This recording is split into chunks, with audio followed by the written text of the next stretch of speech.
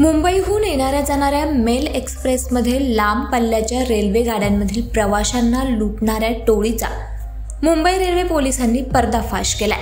या चोरट्यांच्या टोळीकडून तब्बल 22,24,769 रुपयांचे दागिने आणि रोख रक्कम जप्त करण्यात आली आहे। या टोळीचा कसा पर्दाफाश केला गेला याची माहिती स्वतः पोलीस आयुक्त विवेक कलासागर यांनी दिली। ते काय म्हणाले पाहूयात। जीआरपी मुंबई रेल्वेकडून एक डिटेक्शन झालेलं आहे। ते स्पेशली मेल ट्रेन मध्ये गोल्ड थेफ्ट करणारी टोळी एक उघडकीस आलेला आहे क्राईम युनिट कडून। जवळपास त्याच्यामध्ये 16 ऑफेन्सेस जे दाखल आहे यावर्षी, ते 16 ऑफेन्सेस उघडकीस होत आहे। आणि या टोळीमधले दोन मुख्य आरोपी आहेत, मेन वखार आलम खान आणि सेकंड एक जुगल विश्वकर्मा, हे दोन्ही आरोपी सध्या अरेस्ट आहेत। आणि आणखी या टोळीमध्ये आणखी 4 साथीदार आहेत आणि त्याच्या मागे crime unit Mumbai GRP railway त्याच्या मागे आहे।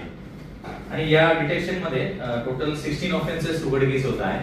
सर्व registered Kalyan police station, Thane police station आणि कर्जत पोलीस स्टेशन आणि एक डोंबिवली।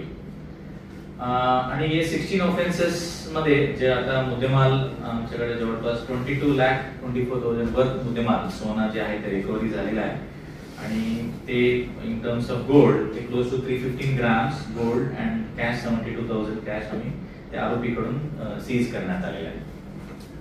आणि स्पेशली या डिटेक्शन मध्ये डीसीपी सेंट्रल मॅडम आणि क्राईम युनिट एसीपी रानमाले आणि क्राईम युनिट ऑफिसर पीआय विजय खेडकर, पीए सावंत आणि एपीआय पाटील जे कल्याण युनिट आणि special efforts bye API Mangesh Khade ते सायबर टीम आणि सर्व आमची टीमने याच्या डिटेक्शन मध्ये काम केलेलं आहे।